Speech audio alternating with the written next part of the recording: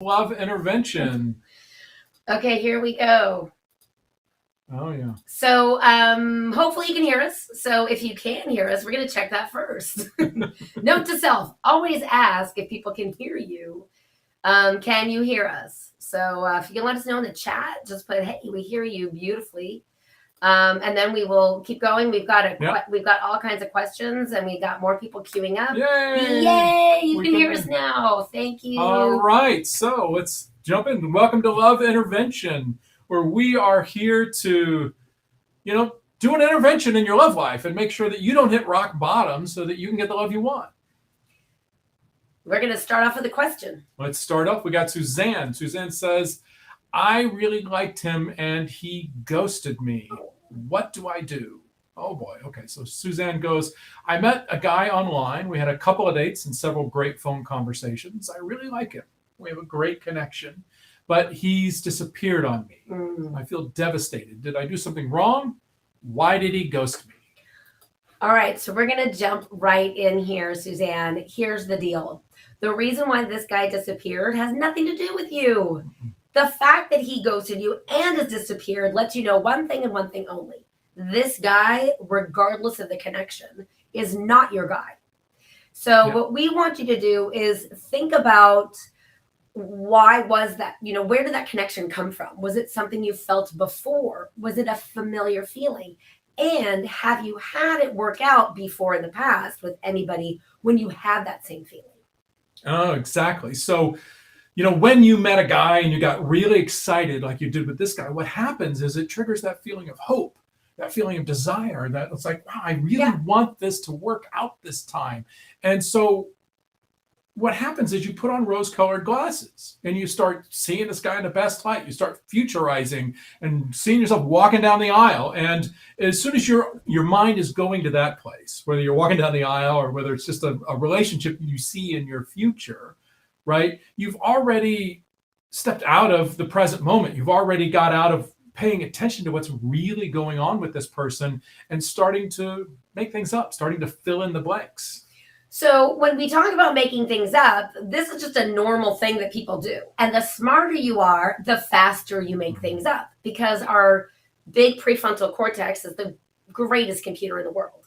And it is always looking to categorize things together and sort of clump them together. And it does it using a system that we call this is like that. So when this is like that and you're off to the races with this great connection, instead of diving in with your heart and your mind, to instead use caution. When you have that familiar feeling, we want you to slow things down. Don't jump into exclusivity, continue to date other people, and start to evaluate. So use caution. Put it the big triangle, yellow caution, right? Exclamation point. Slow down, like you're coming towards a speed bump, right? So it doesn't mean stop seeing the person. It means slow things down. When you consciously make the choice to slow things down, then you can evaluate the other person's capacity. And this ultimately is what dating is all about, right? Everybody wants to rush through the dating process and get to exclusivity and a commitment. But the truth is, it's comfortable in exclusivity and a commitment, but you don't want to waste time. So you can shorten your time to a lasting, loving partnership with somebody, like a real deep soulmate connection with somebody where you work through problems over years together by taking things slower through the dating process. So it's kind of like this weird oxymoron, right? You got to slow things down to speed things up. And I know it sounds weird, but it's the truth. You got to slow things down to speed things up. Slow down the dating process. Slow down getting to exclusivity. You're going to weed out the people who would waste your time. Right? And like this guy ultimately, he wasted your time. There's a lot of reasons why people ghost, and 99.9999999% of them have nothing to do with you. Nothing at all to do with you. Right? They have to do with his emotional ability, his emotional capacity to be in a relationship. Yeah. Most of these things have nothing to do with you. So we're seeing in the chat that we're frozen, and that might just be a blippy thing. So if somebody else can say that we're not frozen anymore, that'd be great, just so that we're on track here. Yeah, we look good over here. We're using all new technology here. So we did a test last night, though, and everything ran pretty well. But, we weren't on as long as we're going to be on tonight, answering your questions live during here in this love intervention. If you're catching us on Facebook, maybe give us a like, a thumbs up. And if you're on YouTube, hit that bell and subscribe so that you're notified the next time we do this. But here's the deal, Suzanne. You never, never, never want to put your lovability in the hands of a stranger, right? So anybody you meet has the potential to be your person, but you want to take that slowly. You don't want to put your lovability in the hands of that stranger.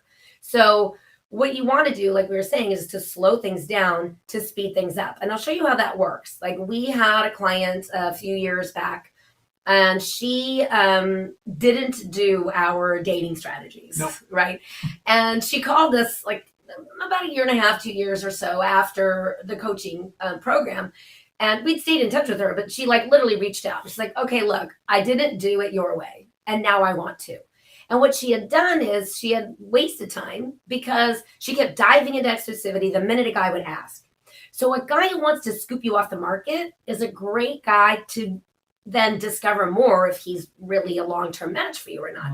But you don't want to dive into exclusivity. You want to tell that guy, you don't want to tell him no. You want to tell him not yet. You want to say, well, I'm not ready yet. I'm not ready to go exclusive with you yet, but I am enjoying getting to know you better, however, for you to express yourself that way. But here's the thing, this past client had, quote, wasted those 2 years because she had all of these like 3 to 6 months relationships, right? It's like the guy would ask for exclusivity, they'd get exclusive, and then they'd break up with her, 3, 4, 5, 6 months in. So she kept like lather, rinse, repeating these short-term things that never went anywhere. And so we went over the dating strategies again. She swore up and down she was going to do it exactly our way. About, I think, 8 or 9 months later, she reached out to us, said she was in an exclusive relationship. And about a year after that, she got engaged, getting married this year. Yeah, it's pretty awesome because she slowed things down and she sped up getting to her goal. So we hope this helps Suzanne, realizing that ghosting has nothing to do with you. It's just somebody who, for some reason, is not really ready for the relationship that you thought he might be ready for. Yeah. Right? Not your fault. Nope, has nothing to do with you. So it's not personal. Like someone's behavior informs you about who they are, right? Your own behavior, how you react and respond and behave in the world, that informs you about yourself. So you really want to be watching somebody's behavior. Somebody who can't even say to you, hey, look, I found somebody that I'm going to move forward with, or, it's been great getting to know you, but, I don't think we're a match and I wish you the best of luck. Or even, I'm going to be really busy for the next month and I won't be able to reach out to you. Something. Yeah. Right? But the guy who just disappears, like, that wasn't the guy. Let him go. He did you a favor. All right. Yeah. We have another question from Anna J. And Anna J says, I really want to know, I feel so down right now. How do I manage my hurt feelings? That's such a great question. Yeah. I'm glad you asked that now, Anna, because we've been through a lot, right? The last 2 years have been hard with COVID, and now the world seems really unstable in a lot of ways. So how do you manage your hurt feelings? So part of this is what we call emotional mastery, right? Sort of like becoming the master of your emotions. Yeah. So it's about understanding two things. One, your feelings and what they are. And two, the story or the meaning that you give to your feelings. In a sense, your thoughts about your feelings. So there's your feelings, and then there's your thoughts about your feelings. And you've got to learn to separate the two, allow yourself to experience the first one and not get too caught up in the second one. So if we think about feelings, you can think of them like ocean waves. So if you're standing on the shore, right, waves come in and crash along the shore, and they come in sets, and some are small and some are big and everything in between. And our feelings are kind of like that. And when you when you don't let your feeling state come into your body sensation, because that's really what our bodies are for. Our bodies are there to carry and hold our emotions. So when we experience our emotions, like with a full body experience, that will recede, just like the wave that's crashed ashore, right? And then something else has the space to come in. So all your feelings are temporary. That's the thing we want you to know, Anna. All of your feelings are temporary. Yeah. So What you want to do is experience them, feel them, so that there's space for something else to come in. If you cut it off at the neck, right, and then you're spinning in your head and right in your mind is like, what do I do with this? What do I do with this? What do I do with this? And we call that blender brain. So your mind is racing, right, and doesn't know what to do.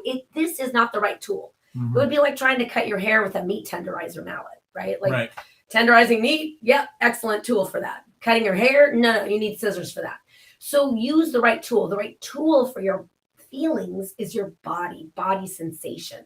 And one of my favorite places to go when I feel blue is to get in the bathtub, right? And if I'm really angry or upset about something, I fill the bathtub and then I scream underwater so my neighbors don't call the police. And then when I'm done with that, then I can flip over, just relax in the tub and just And then you have a nice hot bath. You get to yeah, enjoy, then you have a right? nice, like, good unwinding, right? So, So- let them out, experience the feelings. And when we feel badly, our mind will lie to us, right? But when we feel great, our mind never lies to us. We know when we feel good that it's temporary, right? Nobody ever says, oh my gosh, oh, I'm so blissfully happy. Oh my gosh, I think I'm going to feel this way forever. I mean, maybe people get manic periods, feel that way, right? They Right. think it's never going to go away. But if you don't have that disorder, right, you know, oh, I better enjoy myself right now so much because it's temporary. You don't go, oh my gosh, it's going to last forever. But our mind lies to us when we feel badly. We're like, oh my God, I'm never going to feel better. You are going to feel better. Mhm. But that saying, whatever resists persists, is so true with your feelings. The more you try to shove it down and close the door and shove all that hurt feelings away, the longer you're stuck with them. So like unpack it, like let it out, like feel it, like whatever you need to do, like you need to shake about it, scream about it in the bath Or Yeah. let's do this. Let's make it even simpler, right? Right. Just right now, Anna, just feel yourself present in the moment, right? Everybody says get present to the moment. Well, what the heck does that even mean when somebody says get present to the moment? The only thing that's present in this moment right now is your sensory experience of this moment. So you're going to feel your sensory experience. You're going to feel your body, feel the weight of your hips in the chair. Maybe feel your feet on the floor. You could rest your palms on your thighs and feel the weight and warmth of your palms on your thighs. You could notice the light in the room around you, the color. Notice any sounds going on, right? You are now getting present. This is what people mean when they say, get in the present moment, right? You're present to your sensation. And check in with your feelings. Maybe put your hand over the center of your chest to your heart center, your emotional center in your body, and just check in and say, okay, what do I feel, right? Maybe hurt is the word. You go, oh, wow, I feel hurt. Breathe into that hurt and then speak it. Just say out loud, wow, I feel hurt. Instead of holding on to it and spinning about it and what I do with it, just speak it, give it a voice. And now you go, okay, so what comes next? What's underneath that? What other feelings are there? Maybe there's anger under your hurt. Maybe there's sadness. Maybe there's a little bit of fear. peace or fear, right? Maybe there's some joy hiding down there that's being hidden by the hurt. So when you start giving your feelings voice, they're, like Orna said, they're ocean waves. They come in, they flow through you, then they recede and they go away. And then you can allow another emotion to come. And it may be a stronger emotion, it may be a weaker emotion, because we know the waves are like that as they come into the shore. There's big waves and small waves, right? You let all the waves just be waves. And then pay attention to the meaning that you're giving your feelings, because that, I'm going to say it this way and just take it for what We're it getting is. way advanced. No, here. I know, exactly. These are good people. They're ready for it. That is a story you're making up, right? The story you have about your feelings that means, oh, I guess love isn't meant to be for me, or what other story, right? Or everything goes wrong in my life, whatever story you have, right? That's not true on your good days. It only feels true on your bad days. So you got to stop getting into dialogue with your stories. Because ultimately, most people want to cherry pick their feelings, Mhm. right? They're like, well, oh, I love feeling good, but I don't like to feel bad. And honestly, yes, Matthew and I believe we are spirit here in this physical, form on this planet, called Earth. And we are spiritual beings. However, we are in a physical body. And we actually believe we come into the physical body. One of the reasons is to feel the full range of human emotion. So when you sit with this idea that all of your feelings are just temporary, right? You're like, oh, you can enjoy those ones that have, bliss and joy and all those good, yummy things. And you can just go, oh, here's the polarity that we live in this world, on this planet called Earth, that I'm going to also sometimes feel fear and anger, frustration, sadness, hurt, guilt, shame, all of those things. And knowing that it's temporary. And this is ultimately the key to having a lasting, loving partnership. Right. I just want to say, Matthew and I spend pretty much every day together. I mean, we've been married A now lot of time together. over 12 years. And I say, because we work together, it's like dog years. So our last anniversary last October, I calculated 12 years for our anniversary was 72 years in dog years. So it's like being married for 72 years. But it's not like we've made it through because everything's gone right. There are a lot of things that have gone wrong. Right? We get asked all the time, like, do you guys fight? Yeah. Somebody asked that, right? Like, What does do you it guys sound fight? like? It sounds like a fight, right? Yeah, it sounds like a fight. We get angry, we get hurt, and sometimes we say things we don't mean. Hopefully it doesn't escalate too much. We're pretty good at this. But it's what we do with the fight, right? It's what do we do with the disagreement? It's what we do with the conflict. And so what we want you to understand is mastering and managing, right? You said, how do I manage my hurt feelings? And I started by saying, you have to become a master of your emotional life. And that means you know your triggers and you take responsibility for them. So one of the things that Matthew and I do when there is a conflict or there is a disagreement is we own our own stuff. Mm-hmm. So I say, I apologize and offer an apology to Matthew for what I maybe said or did when I was triggered. Because when you're triggered, you're literally in fight, flight, freeze. It's like your big prefrontal cortex has gone offline and you're now in your reptilian brain just responding and reacting. And we all have bad behaviors that are going to come out sometimes, right? But it's what you do with the conflict. And so in our repair process, we always repair and take the conflict and turn it into an even deeper connection. We're not looking for agreement. And I kind of just want to let that sit there for a moment, because I think a lot of times when people have arguments with people that they love, they're looking for agreement. And the thing is agreement is an ego desire, because your soul doesn't care about agreement. All your soul wants is that deep emotional connection with that other person. And the only way to feel that great emotional connection, right? The only way to really get that is to be authentic. And what we mean by authenticity is to share how you feel.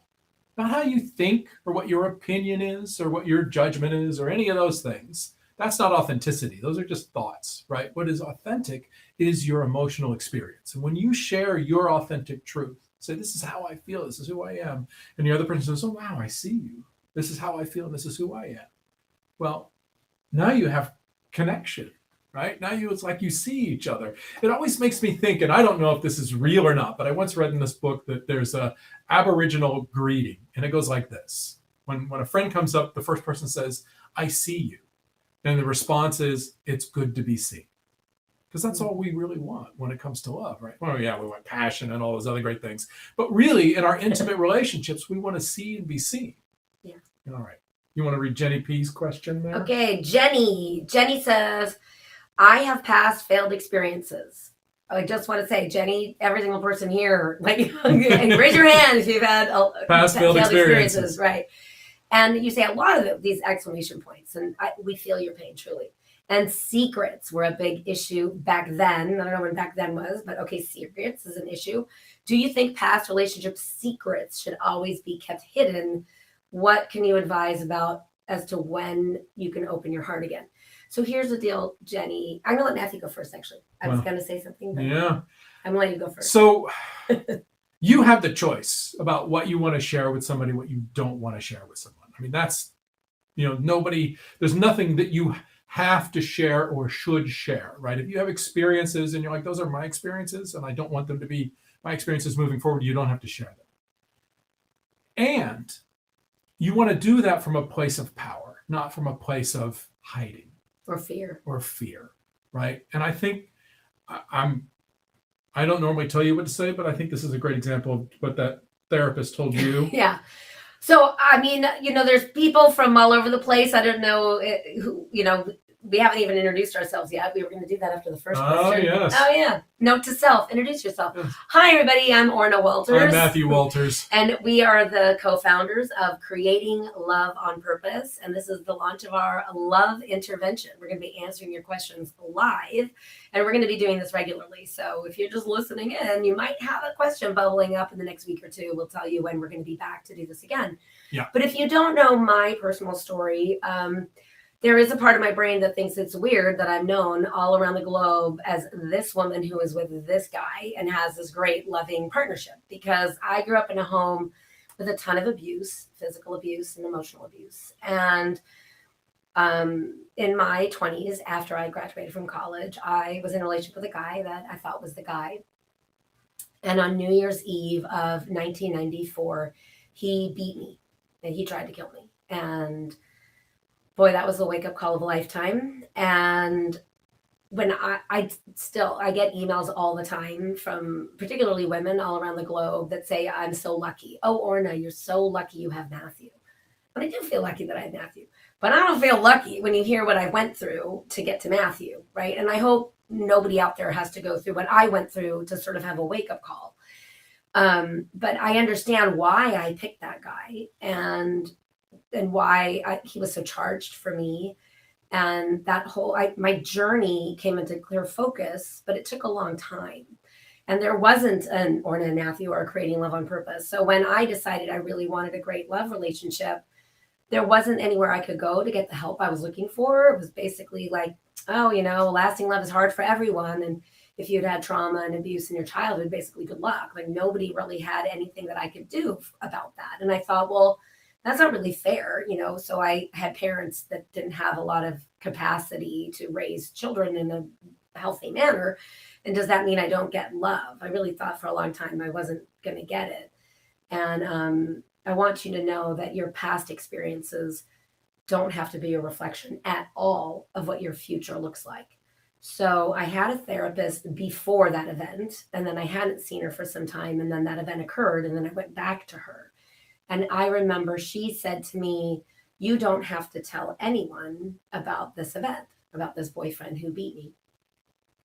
And she said it like this. She said, you could even get married and not tell your husband. And this is where it's a personal choice, because at that moment I felt like my therapist didn't get me, because I didn't imagine that I could marry somebody who didn't know about that experience, because that experience shaped me in relationships. So, I had done so much work. So it was like this idea of not telling the person that's supposed to be my person felt weird to me. But there are plenty of healthy relationships where people don't spill all of the secrets and all the skeletons in the closet. Because quite frankly, talking about those things doesn't help heal them. Mm-hmm. But your intimate relationship can heal those wounds on your heart when you're with the right person. And being with the right person doesn't mean that you have to share those secrets, right? There's a time and a place for it. It's kind of like, I had a soulmate cat, my soulmate kitty, and when she crossed over the rainbow bridge and that whole decline of my soulmate kitty, and I always say she taught me more about love than any other person. And all my friends told me, you'll know when it's time, to send her with a dignified goodbye. And I wasn't sure I would know. That was I didn't want her to suffer, but I knew that morning. I looked in her eyes and I knew it was time. And that's what I want to say to you, Jenny. You're going to know. You're going to know what to share. You're going to know when to share it. And if you have shame about any of those events, then we'd love to help you release that shame. That's the key, right? Yeah. We all have experiences. Orna shared her story. Well, this fall I will be 20 years sober. And when I wasn't sober, I did a lot of things that I could feel a lot of shame for, right? I wasn't the greatest person in the world. In fact, there was a friend of mine from college, and Orna and I were back in my hometown, and we were talking to her, and she started asking us relationship advice. And then she just stops in the middle of the conversation. She goes, I can't believe I am asking relationship advice from the guy that I used to call the toxic bachelor. Oops, right? I didn't realize I was the toxic bachelor, but, looking back on my behavior, I kind of was the toxic bachelor. in my 20s, right? I wasn't somebody who was emotionally available for a relationship, and I didn't know that I wasn't emotionally available. So I had all these behaviors that were very confusing to, I'm sure, all the women I dated. Exactly. But the thing is, and we say that to say, look, we are not like perfect people here. We're not somebody who we've just sailed through life and it's all love, love, love, right? We've all done our stupid things. We've all had our experiences. One of the reasons why we do this work is because between the two of us, we've pretty much made every mistake you can think of in relationship. And we didn't get married till after 40. Right, exactly. Yeah. So this didn't come easy and it didn't come fast. But now that it's here, it's pretty awesome. And that's why we do this, because we want to share this understanding with everybody, right? We want you to get what you can create no matter what your past was, what you are capable of doing with your life moving forward. Your past does not have to determine your future. However, you have to be the person who decides that your past doesn't determine your future. And the way you do that is you do the work to heal the past. You do the work to release the shame. You do the work to release the guilt, whatever else you're feeling about those secrets, right, that you're carrying around, that you release the emotional energy from them, and they no longer have any power over you. And that's really the work we do, right? I mean, that's our expertise, right? Yeah. So that's what we do with our clients. So if we could be of service to you, reach out to us. We're easy to find. So, but thank you for your question. And thank you for being so vulnerable and asking your question that way. Mhm. So your secrets are yours. You don't ever have to share them unless and until you feel like it's the right time. And I promise you, you'll know when it's the right time and the right person. And there may be some things you never share. And that's perfectly fine. That doesn't make you a bad person, because you get to remake yourself. You get to remake yourself. Your past does not have to be a reflection. I mean, your future does not have to be a reflection of your past, right? Exactly. You can have a glorious future with a guy who was just madly in love with you, and you were madly in love with him, and you worked through your problems together. And I mean, there isn't a happily ever after per se, because there will be curveballs and challenges, but you'll make it through because you'll choose each other over and over and over again. And I just want you to know you're worthy of that. And I hope you get that. I hope you understand that you're really worthy of having that. Okay, we have more great questions. Danny. I don't know. I had a friend that spelled it that way, and it was Denis. Okay. Well, Like, Demi, not Demi. the elbow, but Denis. I remember when I met her. It was like, I don't know, 30 years ago.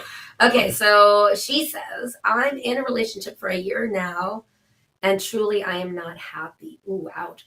Do I need to get out of this relationship to explore what I really want? But my partner, I know she loves me so much, and I don't want to hurt her, but really I'm not happy with her anymore. Ooh. You want to start? Well, there's a couple things we can dive in with this. So first off, you always want to be authentic with the person you're in a relationship with. You want to share your truth from your perspective. You want to use I language and say, I feel this is my experience, this is what's going on with me, right? And if possible, if there's a request that you need to make of your partner to say, I would like things to be different between us, right? And so I have this request. Can we, meaning the two of us, can we figure this out? Or would you, meaning would you do something different or take on an action? I'm going to like knock and say, excuse me, I'm going to make this really simple. So here's the deal. Lasting love is not intuitive. It's just not. And what you're asking actually requires the help of a professional, right? It requires the help of somebody who knows, so that you can have with comfort, right? You're like, do I need to get out of this relationship to explore what I want? I don't know the answer, because it's like, Matthew doesn't have a crystal ball, and I don't have a crystal ball. And we're not inside your head. We're not inside your head. We're not inside your relationship. But the reason why I say you need a professional assistance is because of this last part. I'm not happy with her anymore. And so the question that I am is, are you happy with yourself? Have you held up sort of your end of things, right? Or are you just hurt and disappointed? Because I thought when I was in this relationship with this amazing guy, and he is an amazing guy, but I thought he'd never break my heart. And I remember when he broke my heart. I remember the first time he broke my heart, and it was 2009 Valentine's Day. And I know that because we got married in October of 2009. And I didn't get anything for Valentine's Day. Didn't get anything. So we paid for our own wedding. And to make a long story short, we said we weren't doing gifts. Well, when I gave Matthew a card, he face turned kind of red like it is now. And he's like, I don't have. So I took her very literally Yeah. when she said no gifts. I was like, oh, okay, nothing then. All right, nothing. So- So I didn't even get a card. And he's like, I don't have anything for you. And, the tears like start, like my eyes, like it's like in a movie, like where they filled up and then one spills over. And then they start coming so fast. And I like ran out of the room and I throw myself on my bed. And I'm sobbing about, like, I just never thought he would break my heart. Like, I just felt so hurt. And we cleaned it up. Right. I said, I never thought you'd break my heart. And he came in, he knocked on the door and he's like stroking my hair. And he's like, I love you. And I'm so sorry. And I took you literally. And oh my gosh, he made amends. Who here knows about amends? Right. Anybody? So yeah. So that's the key, right? Is if you screw something up, you can't just say, wow, I'm sorry I screwed that up. I guess I'll never do it again. Bye. Right. No, you actually sometimes have to make it up to the person.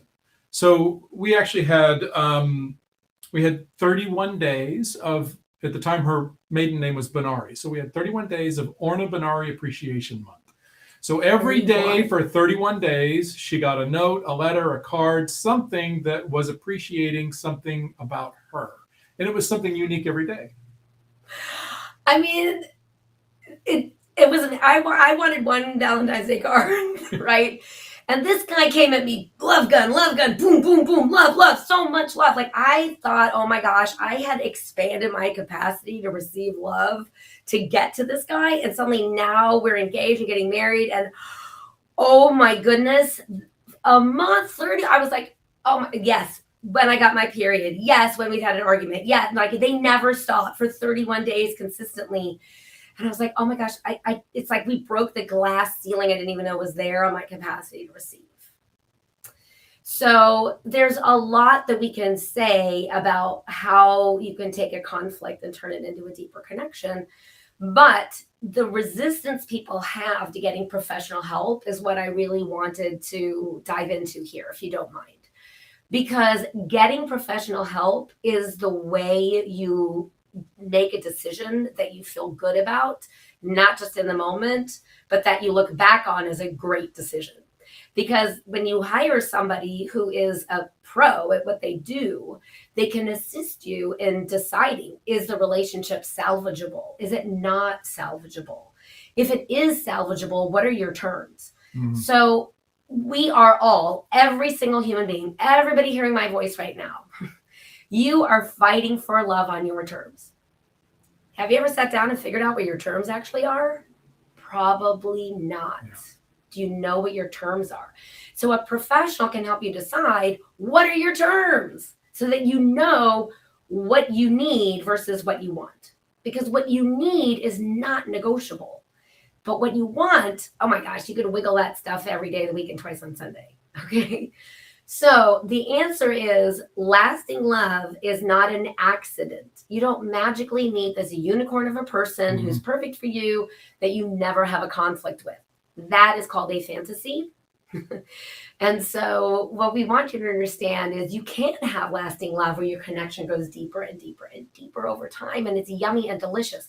But where you are in this relationship where you're ready to walk out the door and give up on somebody, maybe that's not the right answer for either one of you, but maybe it is. And the only way to sort of suss that out is with professional help. And let me just say something that if it is the right answer, because I think that's important to address, because there's something you say in here and it hints at something a lot of people say when it comes to a breakup. And they go, I don't want to hurt the other person's feelings. And so you do this thing, a lot of us do it, right? Because we don't want to hurt this other person.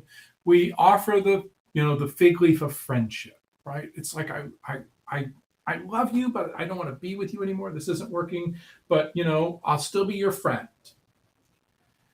And it's like the consolation prize, right? It's like this person, your partner, if you decide to end the relationship, it doesn't sound like that's what she wants, right? Because you say she loves you so much. So if you leave the fig leaf of friendship out there and say, well, we'll still be friends, and we can still get together every once in a while, we're just not going to be in a relationship anymore. It's like, you're just keeping that wound that's in her heart, you're just keeping it open. You're just coming on every few days, peeling off the scab and pouring some salt in it, right? Instead, you just gotta, if you're gonna break it off, be respectful and break it off and like break off contact and let them go away and heal. And if they come back 6 months, a year, whatever, and say, hey, I want to be your friend again, right? That's up to them. That's not something that you get a choice about. Yeah, and we're not saying you can't ever be friends with an ex. I mean, both of us had exes at our wedding as wedding guests, right? Because they become friends. But you can't do that without a break, right? There needs to be the initiator is initiating a breakup, and the breakee, who has no choice in the matter. It's an imbalanced relationship to go straight from being in an intimate romantic relationship and then to friends, because that person is literally like hanging on, hoping you'll come back. And so it's an imbalanced relationship. It's not really a friendship. So if you're the initiator of the breakup, let that person heal and tell them, right, that I'm not going to, I'm going to give you time to heal. And if in the future you want to get together or you want to be friends, or, you can reach out to me, but I'm going to let you heal. And let that person heal. It's the right, respectful thing to do. Exactly. All right. Moving on. We got more questions. We got Lauren here.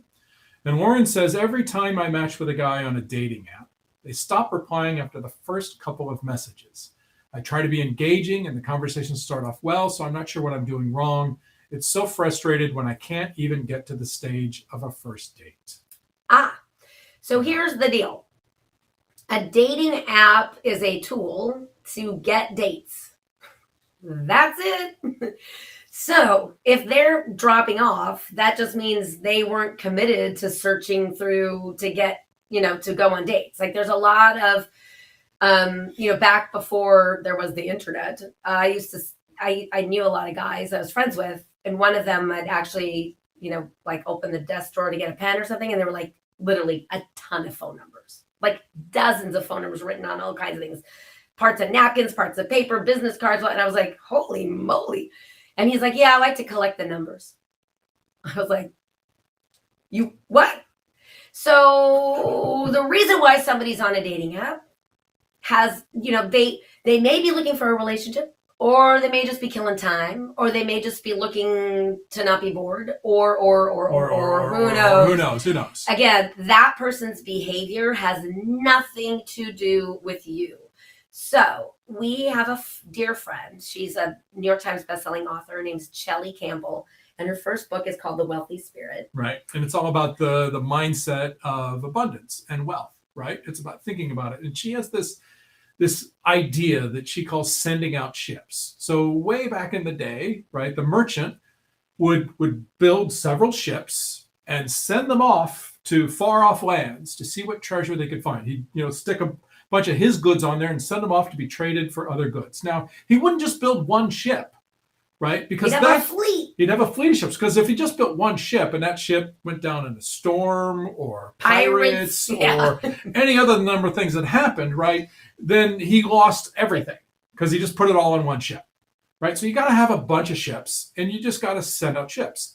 And you can't get attached to which ships are going to come back into port with treasure, nor can you get attached to what kind of treasure is going to come back on that ship, right? And this is the way you want to approach online dating. And also, most importantly, those merchants did not just sit there once they sent out all the ships, la la la, is my ship coming back? Do I see my ship?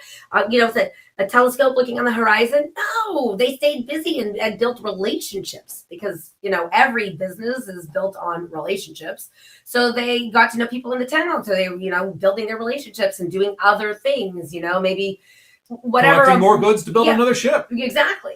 So, you can't sit there and put all your eggs in one basket, or whatever analogy you want to think about.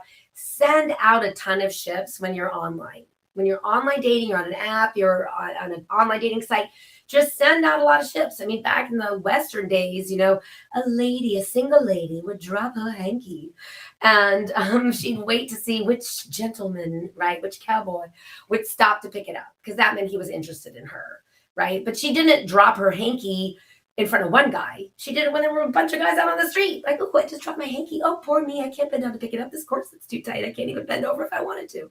Right? And like some guy, whichever guy picked it up, she's like, oh, then she started to evaluate, is that, right? She didn't just drop it in front of one guy. And she didn't marry the guy who picked it up. Necessarily. Just because he picked it up, right? Yes. So your job is to send out a lot of ships, right? Send out winks, flowers, smiles, blah, blah, blah. Don't be attached. Right? So we always say it like this to our clients: nothing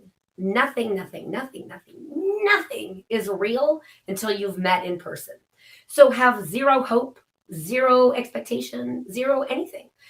And if you're on a dating app, look for reasons to say yes instead of reasons to say no. That's really important. Yeah. It is literally, it's a tool for one thing and one thing only, to get offline dates. That's it. That's all it's meant to do. So if the guy is not an axe murderer and you feel safe enough to meet him in a public space for about an hour, 60 to 90 minutes, For coffee or a drink. go on the date. That's it. You just have to know, not an axe murderer. Okay, check, I can meet with him. That's really it. You And don't make have sure to, it's public, right? Don't meet them in a private place. Make sure it's in a coffee shop or it's in a bar somewhere, or a wine bar or something, right? So that there's a lot of other people around. So if it turns out the guy is a real creep, then you can just get out of there without any concern. yeah, just bow out. But that's all you need to know, right? So you want to ID the person, right, on that first meet, and that's about it. And just Let's talk. There's more to say about online dating. So there's a couple other things I want to say about Okay. this, right? So if the goal of an online dating app or an online dating site or any of those things is to get dates, right? Then your profile is your marketing material. And that's all it is. It is not the thing that's going to weed out and get rid of, all the people who shouldn't be your match and only make sure that your soulmate or possible soulmate show up, right? It's marketing material. And so when you think about it that way, you go, is my marketing material working? Am I getting people who are interested in meeting me in person? Well, your marketing material right now is telling you you're not. So you want to make some adjustments to your marketing. Now, maybe you're chatting too much before you, give them your phone number and say, I'd love to hear the sound of your voice. Maybe you need to skip a step and get right to, hey, I like meeting guys in person, right? Maybe you want to speed it up a little bit and see if the guy steps up to actually meet you. Give him it depends. I mean, we don't know. We're not sitting here looking at your chats. we're not here looking at your online dating profile or any of those things. So it's kind of hard to know, but you got to send out a lot of ships. It's a numbers game about meeting people that then take that next step to ask you out, right? And honestly, men who are nice guys who have a big heart and want a relationship, they don't want to be labeled like a toxic masculine guy or macho, right? So he might be a little hesitant. So you might need to let him know that the water's warm. A good way to get somebody to the phone, right, is say, oh, I'm starting to get curious about what your voice sounds like. Right? Oh, That's a good one. That's a good little. That's a nice little hanky drop. Yeah, a little hanky, digital drop of the hanky, right? Digital drop of the hanky. So there's a way to sort of lead them forward so that the nice guy isn't, it doesn't feel like he's being too forward, because he doesn't want to scare anybody off. And, the other guys you probably wouldn't be that interested in because he's all like, oh, when we conquer you like a caveman or something, right? Probably not your style either. So you just kind of let a guy know that the water's warm in a digital way, but not, hunt him down, if that makes sense. Exactly. Just let him know the water's warm, right? And there's lots of ways to do this online, and just connect with a lot of people. And don't, when you write back to somebody, don't sit there waiting and checking if they've written you back. Like, have a full life, be busy, and only go into that app and go to that, start doing that stuff when you're on days you're feeling good. If you're feeling bad, skip it. Everybody has good days and bad days. Skip the bad days. That's not a place to be if you're feeling bad.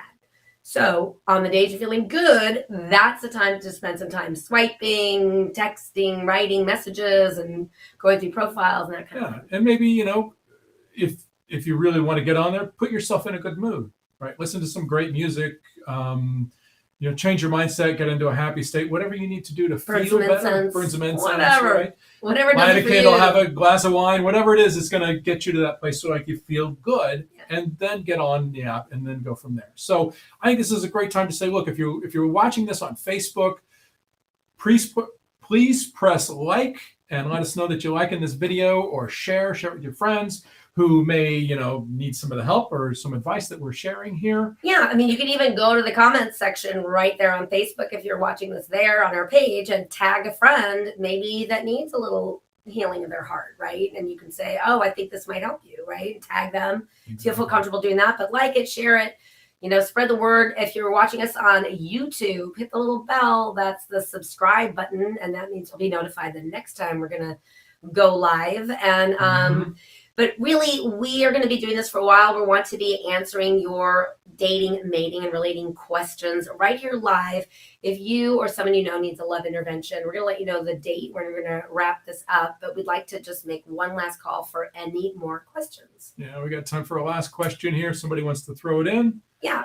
Otherwise, we'll wrap things up. But if you have a question about dating, mating, or relating, bring them here. Do you need a love intervention? Because truthfully, you don't have to walk around with a broken heart or feeling alone or lonely, because having support to get you through that selection process, or maybe you need help knowing who to deselect or who to select, or maybe, who knows, whatever your questions are, we're here to help. And that's why we're doing this. Exactly. Yeah. So if you need a love intervention so that you don't hit rock bottom, because that's not what we want you to find the lasting love you desire. Please join us on the 15th of March. Yes, the Ides of 5 March. p.m. Pacific. Pacific. Did I say specific? I That's don't know. funny. I'm just teasing you. 8 p.m. Eastern, for those of you who can't do the time adjustment. Yeah, so we'll be back. Basically, we're going to do this every other Tuesday. So next Tuesday is the 15th of March. We'll be live again, 5 p.m. Pacific. That's 8 p.m. Eastern, 7 p.m. Central, and 6 p.m. Mountain here in the United States. We do have one last question. So I want to thank Christina for stepping up for this last question. So Christina asks, how can one create emotional distance if your soon-to-be ex is also partially a caretaker? Oh, that one's actually quite easy, Christina, because here's the thing. You are emotionally connected with somebody when you talk about how you're feeling or you're sharing things that are intimate. So if you want to start emotionally distancing from somebody who is also functioning as a caretaker, you can, obviously, they're going to ask how you're feeling with whatever caretaking reason that you need assistance, right? Mhm. But then I wouldn't share anything else. Yep. So it's not about being cold, but it's about not being completely open, and that you're going to save that stuff. You know what I mean? And you want to find someone else that you can be emotionally intimate with those, where you can share your feelings, where you can talk about what's going on with you, where you can share the stuff that you would normally have shared with your ex when you're in relationship, right? You need to transfer that need, that desire to be connected to another person. You need to find a friend. Yeah. Right. And or a family member who you can trust. And the way you wrote the question, I'm not sure if you're the caretaker or you're the one who needs the caretaking, but at either end of that equation, maybe it's time to find another route, right? So that person gets their caretaking from someone else that isn't too enmeshed with, because it's hard, right? Especially, I don't know how long you've been in the relationship with this person and now looking to distance. It's difficult because it's like making new terms, right? And so it may feel fake and phony and awkward.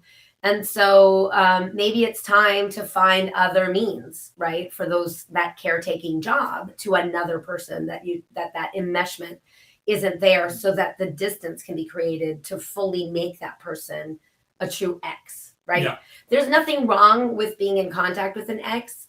As a matter of fact, a lot of times with our clients, particularly that are divorced and share children, and there's children going back and forth, we tell them, use your ex as a yardstick to measure your own growth, right? That can be a fun one. Yeah. And I would say, if your ex has an issue with wanting to continue to engage in that old way, right, it's important that you set a boundary.